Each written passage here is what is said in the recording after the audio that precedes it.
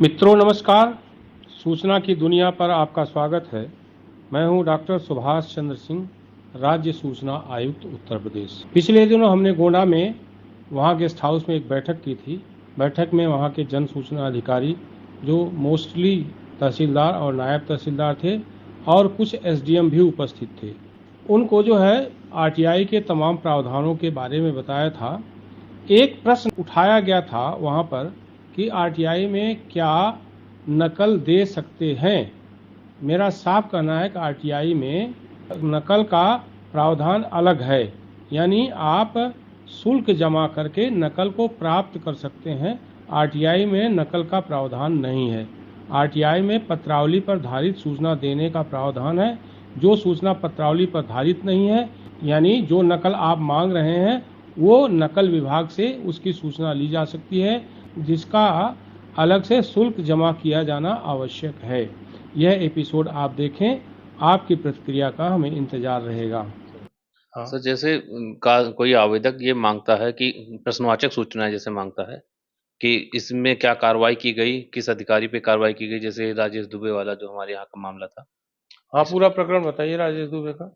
Sir इसमें एक एक सहखातेदार ने अपने दूसरे जो सहखातेदार है उसके विरुद्ध आरटीआई में एप्लीकेशन के थ्रू जवाब मांगा था कि उसका जमीन पे जो विधिक बंटवारा किए बिना जो उसको सूचना दी गई है वो किस आधार पे दी गई है और किस जिस अधिकारी द्वारा दी गई उस पर क्या कार्रवाई की गई।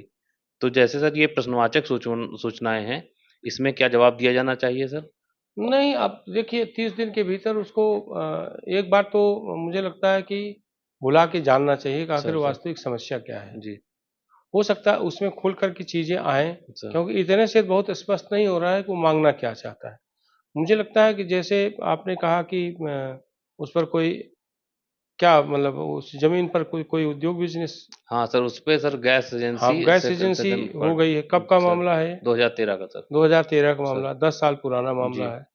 अब उस समय कुर्राफाट हुआ था कि नहीं नहीं हुआ हुआ था, था सर पूरा ये पाठ देखना पड़ेगा। जी अगर कुर्राफाट नहीं हुआ था सर तो उस समय विधान क्या था? जी क्या कुर्राफाट किए बिना, सर क्योंकि भाई भाई के बीच में, पिता जी पुत्र या भतीजों के बीच में सामान्य रूप से अभी यह है, अगर बहुत विवाद पैदा न हो तो जो जहाँ जिसका कब्जा है वो उसका मान लिया जाता है। सर हालांकि ऐसा होना नहीं चाहिए, विधिवत विभाजन होना चाहिए, जी कुर्राफाट होना चाहिए, जी और सबका अलग अलग जो है वो हिस्सा होना चाहिए। हो सकता है 13 के आसपास उस तरह का कोई विधान ना हो, या विधान हो तो इस तरह का परंपरा में हो कि जो कब्जा जिसका है वो अपना जो कारोबार करना चाहे।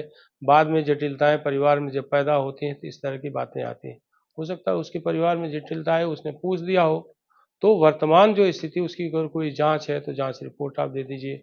अब जांच रिपोर्ट पर क्या कार्रवाई हुई, ये कार्रवाई तो आप बता नहीं सकते, क्योंकि जी जी आप जनसूचना अधिकारी हैं। कार्रवाई करने का आपका अधिकार नहीं है।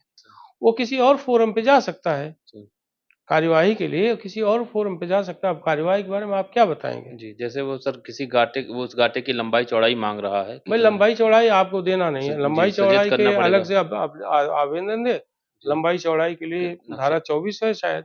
जी अपना नक्शा तो प्राप्त करके धारा हाँ, 24 जी नक्शा प्राप्त करके, या नक्शा उसके पास हो सकता हो, जी धारा 24 में अलग से वो आवेदन दे और लंबाई चौड़ाई करवाए। अब 10 रुपए की आरटीआई में पूरा उसकी लंबाई चौड़ाई खतौनी और सब आप दे दें, ये संभव भी नहीं है सर और दे भी नहीं है। सर न्यायालय में पत्रौलें चलती हैं सर। और कई सारे न्यायालय में कार्रवाइयों का प्रोसीजर्स होते हैं सर। तो कई बार ये मांगा जाता है पत्रौली की पत्रौली इस दिन पेश हुई तो आपने क्या सुना, पत्रौली के ऑर्डर शीट दीजिए। जबकि सर इस चीज़ के वहाँ उनके अधिवक्ता होते हैं और वो नकल के माध्यम से भी इस चीज़ को ले सकते हैं। लेकिन बार बार सर पूरी प्रोसीजर पत्रौली की मांगी जाती है। हाँ, तो नकल के लिए आवेदन करें, और जितना प्रोसीजर हो सब आप नकल के माध्यम से आप दे दें। ऐसा सामान्य रूप से जो वकील करते हैं, सर क्योंकि उनको उसको प्राप्त करने के बाद वो केस स्टडी करके तो आगे आगे बहस का आधार तैयार करते हैं, मुझे ऐसा लगता है। सर इस तो वो नकल के लिए जो प्रक्रिया हो उस प्रक्रिया का पालन करें, और वो अगर शुल्क देकर के नकल प्राप्त करनी हो तो शुल्क देकर नकल प्राप्त करें। हमारे यहाँ आयोग में भी है, जैसे हमने कोई फैसला सुना है, अंतिम फैसला हमने सुना दिया, नहीं अंतिम हुआ, बीच में ही कोई नकल कर अगर लेना चाहे तो उसकी बाकायदा जो है नकल प्राप्त करने का एक प्रावधान है।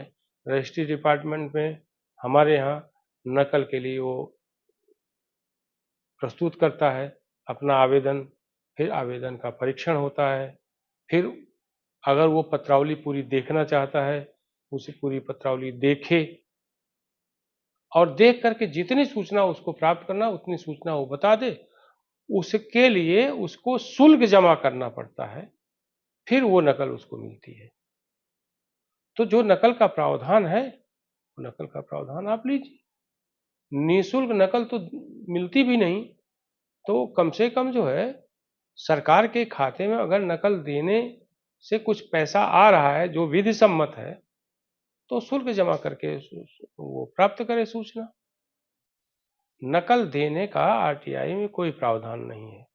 लंबाई चौड़ाई क्षेत्रफल बताने का कोई प्रावधान नहीं है आरटीआई में।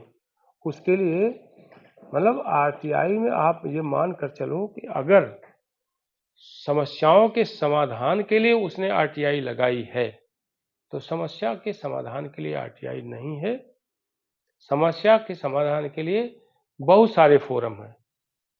आप उसको 30 दिन के भीतर जो पत्रावली पर आधारित सूचना है वो दें और आगे के लिए वो उसको कह दें कि भाई आप यहाँ से ये सूचना प्राप्त कर सकते हैं।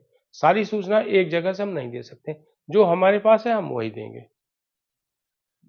सर जैसे मेरा एक आरटीआई पड़ी है सर, उसमें उन्होंने ये कहा है आपकी आरटीआई पड़ी है या आपके यहाँ आरटीआई है? मेरे यहाँ न्यायालय में आरटीआई पड़ी है। हाँ ठीक है। उनको ये पूछा गया है कि मैंने आप एक बार परिचय फिर से दे दें। मैं भारत भार्गव, एसडीएम तरबगंज। एसडीएम तरबगंज। हाँ आप बताइए। मेरे न्यायालय में सर एक आरटीआई पड़ी है जिसमें ये पूछा गया है कि मेरे द्वारा दिनांक 20 तारीख को एक आपत्ति डाली गई और उसमें ये सूचना दी गई, फिर भी आपने मेरे विरुद्ध निर्णय कर दिया, इसका कारण बताइए। तो सर इसका क्या जवाब नहीं, देंगे? इसका कारण तो बता ही नहीं सकते सर कारण इसलिए नहीं बता सकते कि हमने क्या क्या निर्णय देने का क्या कारण है, ये पत्रावली पर धारित है और आप उसकी नकल ले लीजिए ना। अब हम कारण बताने के लिए थोड़ी नहीं यहाँ बैठे हैं, हम तो निर्णय हमने सुना दिया। जैसे मैंने कहा ना, सूचना आयोग में हमने कोई निर्णय किया, अब हमसे अगर कोई पूछे कि आप कारण बताएं कि मेरे विरुद्ध क्यों निर्णय दिया, आप फिर पत्रावली देख लीजिए, उसमें कारण निवारण सब होगा। अब ये बताने का कोई वो नहीं है कि हम आपको कारण बताएं कि हमने आपका ये निर्णय क्यों दिया। इसलिए जो निर्णय दिया है वो पत्रावली पर है और आप नकल ले लीजिए। और अगर वो कहते हैं कि हमको पत्रावली दे दीजिए, तो पत्रावली नकल से प्राप्त कर सकते हैं। कारण बताने का कोई औचित्य नहीं है इसमें। और किसी का कोई? यशवंत राव सर, उप जिलाधिकारी न्यायिक, मनकापुर और तरबगंज दोनों। अच्छा, मनकापुर और तरबगंज दोनों है। हाँ, सर जन सूचना अधिकारी अन्य विभागों को जो सूचना अंतरित कर देता है और निर्धारित समय पर वो सूचना नहीं देते हैं, रिमाइंडर देने के बावजूद भी, तो माननीय आयोग में जन सूचना अधिकारी को ही जाके उपस्थित होकर आपने अगर अंतरण कर दिया 5 दिन के भीतर, तो आपकी जिम्मेदारी खत्म हो गई ना जी। अंतरण करते समय आप ये तो लिखते होंगे कि ये सूचना आपके यहाँ धारित है, ये सूचना हमारा पत्र मिलने के 30 दिन के भीतर आप दे दीजिए, अन्यथा आप जिम्मेदार होंगे। शायद ये नहीं लिखते होंगे। लिखते हैं, लिखा है। अगर ये लिखते हैं तो उसकी जिम्मेदारी है। जन सूचना अधिकारी को बुलाया जाता है, तो आप जो अंतरण पत्र आपने दिया है वो अंतरण पत्र प्रस्तुत कर दिए कि ये सूचना हमारे पास नहीं थी, नहीं धारित थी, हमने इस विभाग को, इस अधिकारी को अंतरित कर दिया पदनाम के साथ। अधिकारी के नाम बताना जरूरी नहीं है, क्योंकि पदनाम से सारी चीजें होंगी। ठीक है, हमने अंतरित कर दिया, ये सूचना देने की उनकी जिम्मेदारी है जी, उनको बुलाया जाए। और एक बात दूसरा है कि हमारे यहाँ जब आता है या किसी भी सूचना आयुक्त के पास जाता होगा, अंतरण अगर आपने कर दिया है तो फिर अंतरण के क्रम में हम नोटिस जारी करते हैं जी। आप एक प्रकार से अवमुक्त हो गए। आपसे केवल ये पूछा जा सकता है कि क्या आपने कोई रिमाइंडर दिया था, अगर दिया होगा तो आप दे दीजिए, अन्यथा अंतरण के बाद जो है बहुत जिम्मेदारी जो है रह नहीं जाती है। अंतरण जिसको किया है सूचना देने की जिम्मेदारी उसकी बनती है। बात स्पष्ट हो गई आप लोगों को? तो मुझे लगता है कि आप आज की बातचीत को यहीं समाप्त करते हैं हम लोग, क्योंकि थोड़ा आरटीआई के बारे में भी हमने बता दिया और कई सारे अच्छे प्रश्न भी आए जिनका हमने जवाब दिया। उससे मुझे आशा है कि आप लोगों को आरटीआई के बारे में थोड़ी और स्पष्टता हो गई होगी। आप इस YouTube चैनल को लाइक करिए, सब्सक्राइब करिए, कमेंट करिए और शेयर जरूर करिए।